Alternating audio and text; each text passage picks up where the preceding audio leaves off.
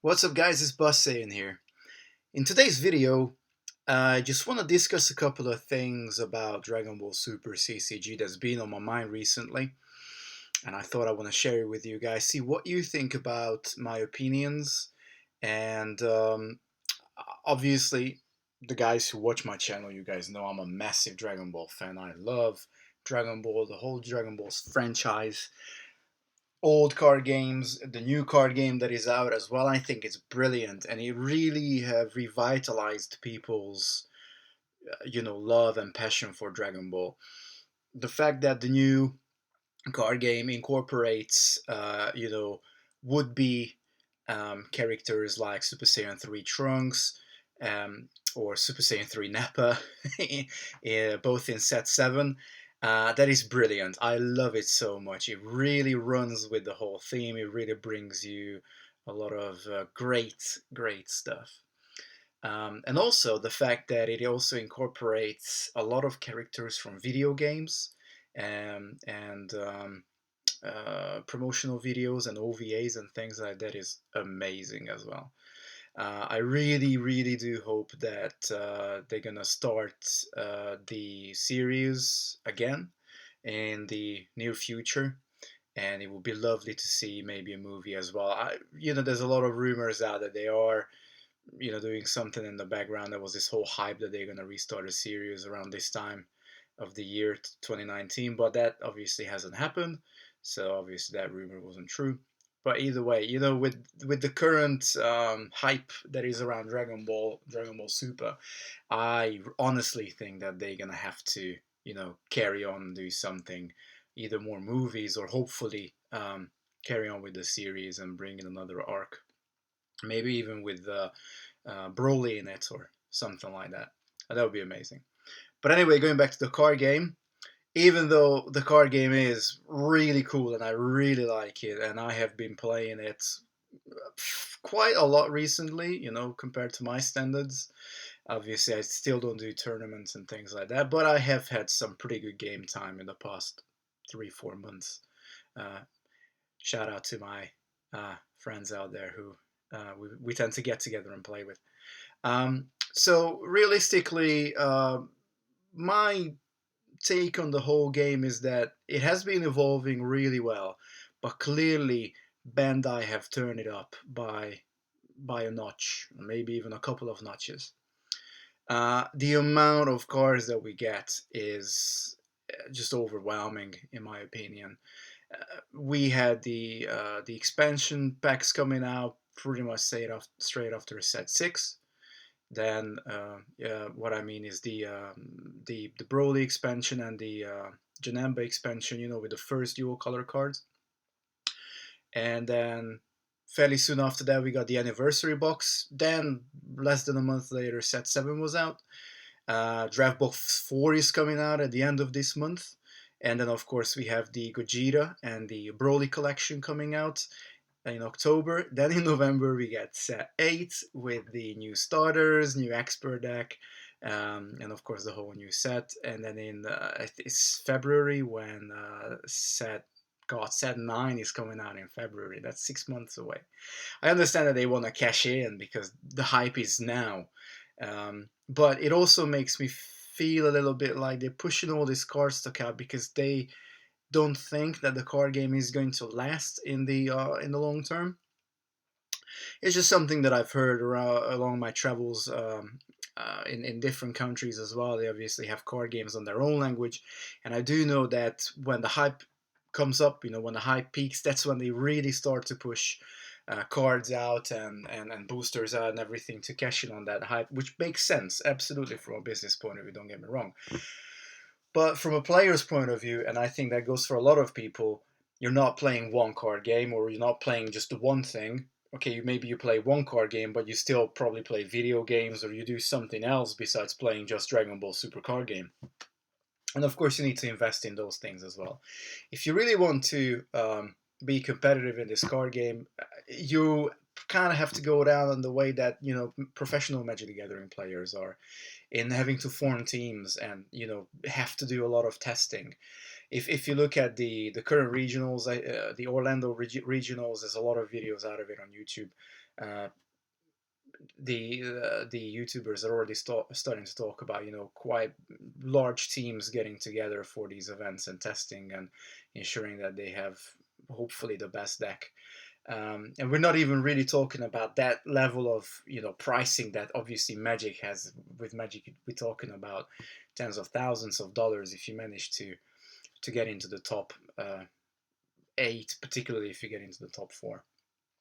Um, so there is a lot of cards coming out, and obviously for Bandai to be able to catch up with releasing all these cards, and obviously wanting to top every single set, and also kind of try and keep the old leaders somewhat relevant, they have to come up with new ideas. So we got the double color cards, which obviously everybody knew is going to be coming. About a year ago, I think there were already some rumors about, well, eventually, surely we're going to get something.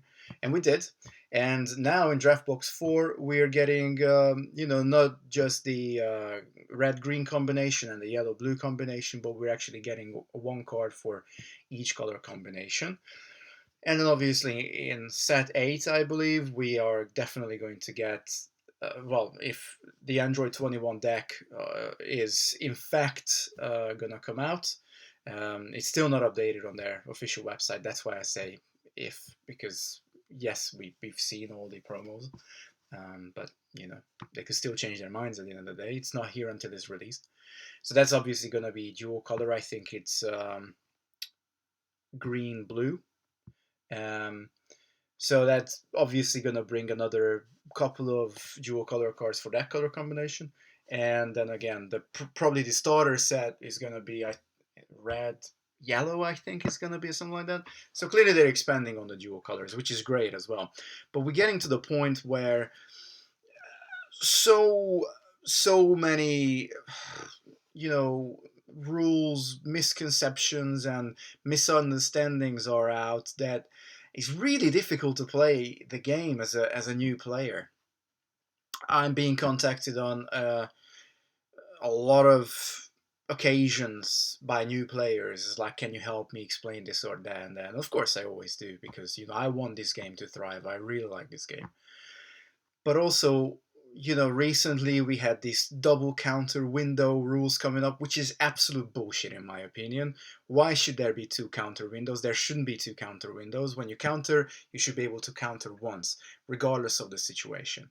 Now, I don't want to start a comments war down there, whether that's right or wrong, but it's not in the original spirit of the game, in my opinion.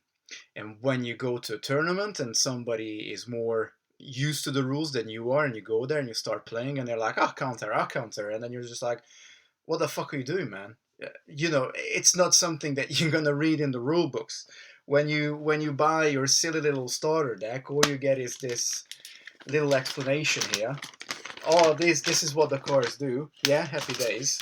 And then you get this play manual, which again, not gonna give you this massive understanding of how these windows work and what negates what, and if this comes out, then that's what's gonna happen. And King Vegeta, the new 6-drop that's coming out in the Draft Box 4, is gonna negate the Ultra Instinct Goku, the Height of Mastery Goku, whichever it is, in your hands. So not obviously you're gonna be able to take away the victory strike and all that, which is good for the game. For competitive game, it's good because obviously they've already nerfed victory strike down. But where is the forum that tells this to the players? Yes, of course we got Facebook groups with judges in it that can sometimes explain, if they have time, how things work. And of course, yes, when you go and play on a tournament, there's going to be a number of judges there who can tell you what's right and what's wrong to do. But if you don't, um, or if it's your first time going, and you just want to wet your toes in something like this, it can be really frustrating if you go in there and you're like, oh, okay, I play this, and then your opponent just crushes you because you don't understand what they can do and what they can't do. So I think that can be very alienating for some new players, particularly players who may eventually want to get into, a tournament scene. Um, but there is just something how this card game has all of a sudden gone from a relatively simple card game to a fairly complicated card game, and people don't understand the rules now. There are so many arguments on a lot of Facebook groups about, oh no no this is like this, but no no no this is like that, or you know new players asking something, and oh why don't you know this, you should know this by now. Well, maybe that guy is a new player, and maybe you guys should either not comment if you have nothing nice to say, or help them out, because at the end of the day, that should be the point of the community, in my opinion. Again, I'm probably going to get dislikes for this, but again, I think that if you're in a community, if you're in a Dragon Ball group on Facebook or any social media for that matter, you should be supporting the other players and not point out that why they don't know something. Um, so I think generally moving forward, um, players really need to make a decision. Obviously, whether you want to stay low key, kitchen table Dragon Ball type of play, or maybe you're gonna team up with a couple of your friends and try and break into more of a professional scene, if we can call the current scene professional.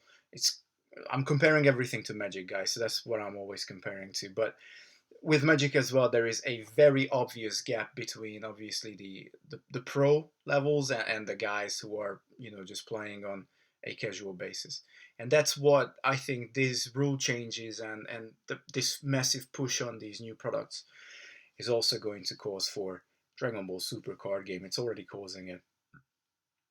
Not to say that I don't like new cards being seen. Just today I saw the new black cards for tournament, the draft box 4. Sorry, the new Super Saiyan 3 Trunks, the new Super Saiyan 3 Son Gohan. Amazing. They are going to revitalize Mass Saiyan, and you guys know that I love Mass Saiyan. I have a couple of videos on my channel about Mass Saiyan in English. I have one in Hungarian, so I really do like Mass Saiyan. I think it's a great little fun leader to play with. Critical is such a good ability. Um, so it's good, to get cards back. And again, you can argue that maybe not every product is for every player, but we're not talking about extremely good looking cards like in Magic when they come out with the what was that thing that they did a few years ago, the masterpieces and things like that, where you can get the card in a different version, which is a lot cheaper. In Dragon Ball Super, there are some cards that are coming out as promos when you go to tournaments, the event packs when you go to tournaments. But if you want to get, let's say, a card that, that which let's say Scientist Fu, that's a good one. Scientist Fu promo card when it came out last year, um, back in 2018, massively hyped card. A foil one would run over $25.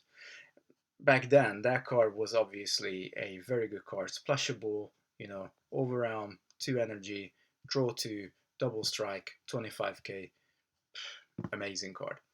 Um, Now, obviously, a year later, when the card is actually not that relevant anymore, it was reprinted in Anniversary Box. So it's great for the amateur players. They can get their hands on it. What about if you wanted to play with it a year ago? You didn't quite have the $25. Fine, fair enough. Is there a cheaper version to get it? Maybe you could get it without foil, but even the non-foils were running for like $15 originally when it came out. That can be a lot of money if you think about it. You get a starter deck for that kind of money. The people who are a bit more savvy and they don't want to splash out on single cards, very difficult to get it for them, particularly if they don't necessarily go to tournaments. Now, I'm not saying that this is a problem, but what it causes is that alienation of the game. Like, oh, I really like this card. I really want to play it. Can I get it? No, no, you can't. Not unless you either cough the money out for it or you go to tournaments and maybe get lucky enough to draw it out of an event pack booster, or I don't know, win it. Maybe trade for it, I suppose. But yeah, I certainly feel that the card game is changing. The pace is changing. How the card game uh, interacts with its buyer base and its player base, usually the same group, realistically. Um, and I really hope that it's not going to cause issues for this game in the future, because this kind of a push can alienate people, and then we can end up in this negative spiral where there's too many cards pushed out, people can't keep up with the game anymore, and they just drop the game because they're like, all right, you know what, I can't keep up with this. I don't have, I go away for holiday, or by the time I come back, there's a new set out. It's difficult. And the last thing I'm going to mention, and this goes for the UK and Europe player base in particular, is the waiting time. And I had a rant video about this last year around the set 3 era, um, where a whole, we were behind a whole set basically in Europe. So when um, set 3 came out in the United States, we've only just gotten set to like a couple of weeks before that, which is absolutely ridiculous. And I do know that it isn't necessarily Bandai's fault, it has to do with the distributors as well. But in reality, if Bandai really wants to sell their products, Europe is a massive market. And they also, by the way, print a lot of the European cards in Europe, in Belgium to be specific. All the language versions are printed in Belgium, just the same as for Magic the Gathering. The language version cards are printed in Belgium. So why can't they perhaps ramp up the production of English cards, English speaking cards, or at least print them for the English speaking countries in Belgium, which I don't think is the case, but I might be wrong with that. If they are printing the English language versions in Belgium, though, they wouldn't, in my opinion, make their way much quicker to the UK. And right now, we're still talking about a month's waiting time. I got snarky comments on social media, like when my expert deck arrived, that I was a month late. Well, it wasn't my choosing to be a month late, and as a YouTuber here in the UK, it's pretty difficult to stay relevant with this card game if you don't get the products right away. I take that with a pinch of salt. At the end of the day, my channel isn't really popular. I do have my lovely followers, and I love you guys all. Thank you very much for being here. Um, but it is very hard to stay relevant with this card game if you don't have the new releases immediately. Because by the time I get the stuff, all the US YouTubers and streamers have already covered everything. And of course, they are pretty much there to solve the new meta. When you're going to see all the new decks come out, a month is more than enough for a card game and the player base to figure out where the meta is going to go with the new cards, of course. Yes, again, as I say, I'm not making my living out of YouTube. I wouldn't even try. This is a hobby for me, and that's why the videos are covering a lot of themes, a lot of stuff that I personally like, and I want to share with you guys. I never said I wanted to be competitive. This is more like a casual players channel. I'm always open for suggestions to whatever you guys want to see on my channel in terms of card games or video games, openings and things like that. I'm happy to take all your ideas on board, and we'll see what happens with that. But regardless of that, basically we don't have a chance from Bandai, in particular the distributors, to stay relevant in this form. So yes, it can be frustrating. It is a bit frustrating to me, but take it with a pinch of salt. At the end of the day, it's only a card game. It's only a hobby. It's absolutely fine, and you can live with it. But it's also difficult to not go on the Bandai website, not look at other YouTubers' videos, to not try and find out what the new meta is. Um, but at the end of the day, it's it's not gonna ruin my world or anything like that. Um, just really wanted to share these thoughts with you guys, because you kind of think about these things and you see these things happen, and you're like, well, okay, is the card game heading to the right direction or not?